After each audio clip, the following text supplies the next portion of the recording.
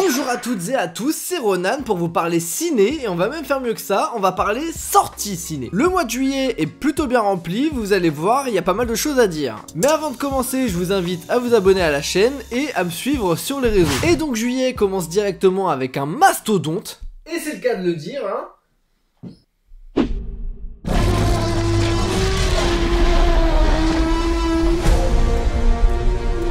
On voit pas ça tous les jours. Ou de sa vie. On avance. Si on rapporte cet ADN, ça sauvera des millions de vies.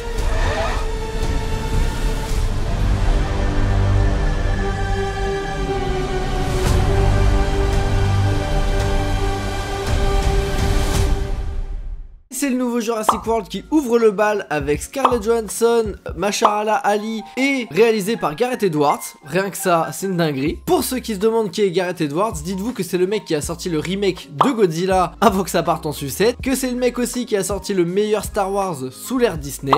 Oui, c'est Rogue One. Et plus récemment, il a sorti The Creator. On peut donc s'attendre à des effets spéciaux très travaillés, parce que jusque là dans ces films, ils ont toujours été aux petits oignons. J'espère juste que le scénario suivra afin de nous sortir un film meilleur que ceux de la dernière trilogie, parce que... voilà, même si personnellement les deux derniers, je les ai plutôt trouvés corrects. Et si jamais les dinos c'est moins votre truc que l'amour avec un grand A, il y a Materialist qui sort avec un petit casting sympatoche. On a Chris Evans, on a Pedro Pascal, on a Dakota Johnson, en fait on a que des beaux gosses. Réalisé par Selling Song qui a récemment sorti Past Lives, dont j'ai entendu énormément de bien. Je l'ai pas encore vu, mais ça va pas tarder je pense. La semaine d'après sortira un film que j'attends depuis longtemps, le nouveau Superman. Hé mon grand, lève un peu les yeux.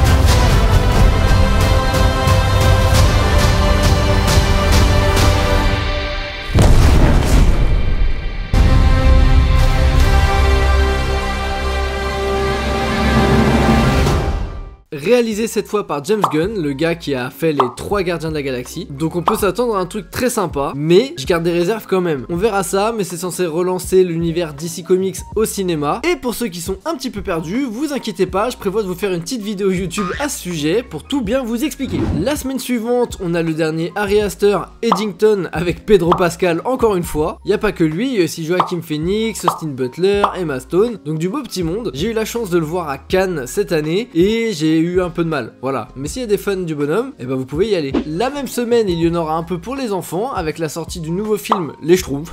Et pour ceux qui sont un petit peu plus grands et qui aiment le grand frisson, la même semaine sort au cinéma la suite de Souviens-toi l'été dernier, 23 ans après le dernier. Bon, ça a pas l'air génial, de toute façon les premiers n'étaient pas géniaux non plus, donc à voir. Et le 23 juillet sort Les 4 Fantastiques, le deuxième reboot. Vous pouvez retourner voir ma vidéo sur le premier juste ici, mais cette fois la particularité c'est qu'il rentre dans le Marvel Cinematic Universe avec Pedro Pascal en tête d'affiche. Le mec est 3 fois au ciné en un seul mois, c'est aberrant. Il va payer des impôts putain. Ouais, je suis un mec qui s'inquiète pour les millionnaires, ouais. Mais honnêtement, j'ai confiance en ce film là parce que sa direction artistique diffère des derniers Marvel. Ça fait plaisir. On a l'air de plonger dans un petit univers rétro-futuriste. En plus, l'équipe est déjà formée et il s'apprête à affronter une menace terrible, combattre Galactus tout en attendant un bébé. Voilà, rien que ça.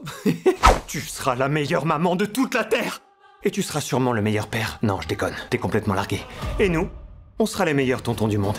On va y arriver. Et ça ne va rien changer. Votre planète est désormais condamnée à mort.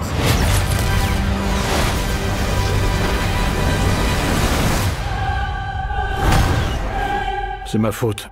J'ai repoussé les limites de l'espace. Et ils l'ont vu.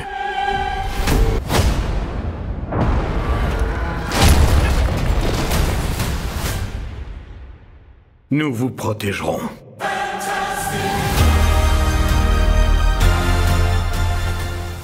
Et le mois de juillet se conclura avec la sortie d'un nouveau Dracula, encore un, réalisé par Luc Besson. Alors Dracula qui m'inspire pas du tout de façon comme tous ses derniers projets, et puis en plus il a quelques casseroles au cul je crois hein. Et sinon pour finir dans une note un peu plus joyeuse, la même semaine sortira Bad Guys 2, un film d'animation, et le premier était pas mal du tout, et le doubleur du personnage principal en français, c'est Pierre Ninet, voilà, il fait très bien le taf. Et voilà, c'était donc une liste assez chargée de films, hein, je vous l'avais dit. Heureusement en août ce sera beaucoup plus light, donc on se retrouve le mois prochain pour ça. Je vous fais des bisous, c'était Ronan pour vous parler ciné. Et alors vous allez voir quoi ce mois-ci ?